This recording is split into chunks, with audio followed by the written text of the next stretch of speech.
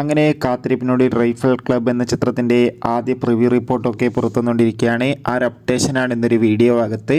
വീഡിയോയിലേക്ക് മുൻപ് video like ചെയ്യുക, ചാനൽ സബ്സ്ക്രൈബ് ചെയ്യുക. ഡിസംബർ മാസം ധാരാളം ചിത്രങ്ങൾ OTT റിലീസ് ചെയ്യുന്നുണ്ട്. നമ്മുടെ ചാനൽ ഭാഗം പരിശോധിച്ചാൽ നിങ്ങൾക്ക് കാണാൻ വേണ്ടി സാധിക്കും.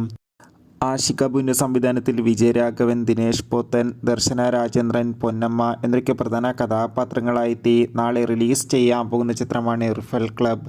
എല്ലാ സിനിമാ പ്രേമികളും ഒരേപോലെയാണ് ചിത്രത്തിൻ്റെ ഓരോ അപ്ഡേഷനും അറിയാൻ വേണ്ടി കാത്തിരിക്കുന്നത്.